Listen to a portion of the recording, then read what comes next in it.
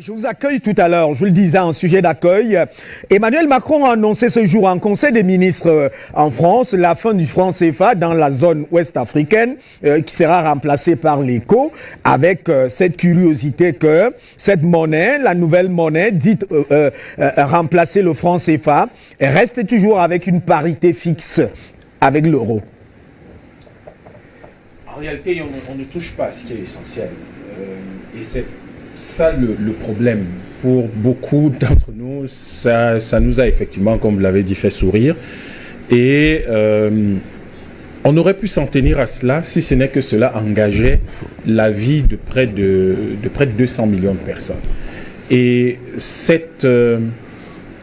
qui a été dit aujourd'hui, au moins, confirme une chose que nous disons depuis plus de 10 ans aujourd'hui. On peut trouver la page que nous avons ouverte pour la monnaie, au sujet de la monnaie sur Facebook depuis 2009, qui disait aux Africains, attention, le franc CFA n'est pas votre monnaie, c'est pas votre propriété. Le franc CFA est une propriété française. À eux de décider s'ils y mettent fin, s'ils l'utilisent comme ils le veulent.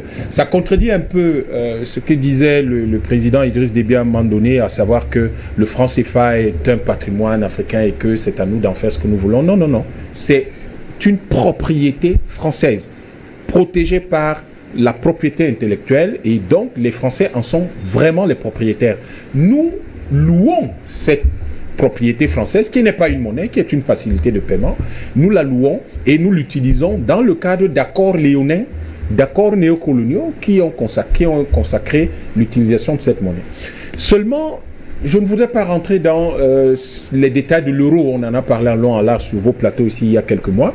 Ce que je voudrais faire remarquer, c'est que cette année était l'année où les Africains devaient se prononcer pour savoir s'ils continuaient avec le franc CFA ou pas. Voilà, nos frères d'Afrique de l'Ouest ont été dupés par la Côte d'Ivoire, le président de la Côte d'Ivoire, qui a décidé de substituer un projet quasiment personnel à un projet régional qui englobait jusqu'au Nigeria, au Ghana et la Gambie ou le Libéria et la Sierra Leone.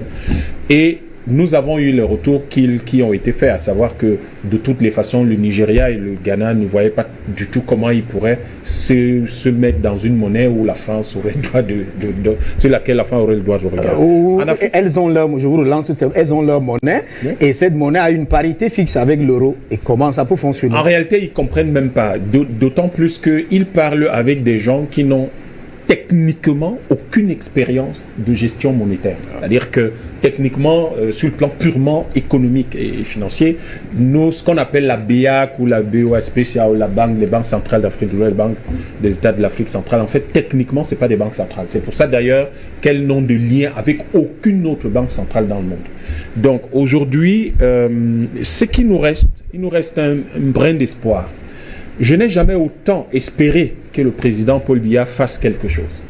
Je pense que s'il pouvait nous permettre de nous libérer enfin, d'achever le processus de libération de notre pays et de l'Afrique centrale, ce serait magnifique. Jusqu'au 30 juin, c'est-à-dire d'ici 45 jours, d'ici une quarantaine de jours, il faudra se prononcer sur la continuation de l'utilisation du franc CFA ou pas en Afrique centrale. Et j'espère vivement que pour la plupart, comme la plupart des experts sérieux l'y appellent, il entendra cet appel et convaincra ses pairs de l'Afrique centrale pour qu'on mette fin à ce nazisme monétaire, à cette répression, comme l'appelait Tunjan Poni, comme l'avait appelé déjà Oumyové dans les années 50 ou au Sendé Afana, qu'on mette fin, et cela a été rappelé par le professeur Agbou, qu'on mette fin à cette répression monétaire, c'est-à-dire finalement économique de nos pays à travers le franc CFA. Que la France décide de mettre fin au franc CFA, c'est son droit, c'est sa propriété, elle en fait ce qu'elle veut. Le seul problème, c'est que cela ne doit pas avoir l'impact qui se profile pour l'Afrique de l'Ouest sur les populations, nos populations frères. Et qu'en Afrique centrale, nous appelons les chefs d'État à prendre la décision qui est la bonne, celle qui s'impose, la décision courageuse, la décision des hommes libres. Et la décision des hommes libres et sérieux, c'est de dire d'ici le 30 juin au plus tard, nous mettons fin au franc CFA et nous créons notre propre monnaie et nous devenons des grands garçons, comme des petits pays comme le Honduras ou le Lesotho ou le Bhoutan, qui se battent comme tout le monde sur la scène internationale pour que leur monnaie vive et pour qu'ils soient respectés. Parce que sans monnaie, vous n'avez pas de politique monétaire, vous n'avez pas de politique économique. Donc, en réalité, quelqu'un d'autre décide du volume, nous disons de la vitesse de votre développement, décide de vos choix stratégiques, décide finalement de ce que vos pays vont devenir. Et je crois qu'il est inadmissible que quelqu'un, assis quelque part, qui n'a même pas la capacité de travailler dans la banque centrale de son propre pays, décide de ce que 6 États peuvent faire et comment ces États pourraient se développer. C'est ce que je pourrais dire à ce sujet ce soir pour un début vraiment à chaud. Merci à vous, Dominique Yam-Timba. Je rappelle que c'était là juste le sujet d'accueil. On va revenir au cours de nos prochaines éditions sur ce sujet. J'y vais.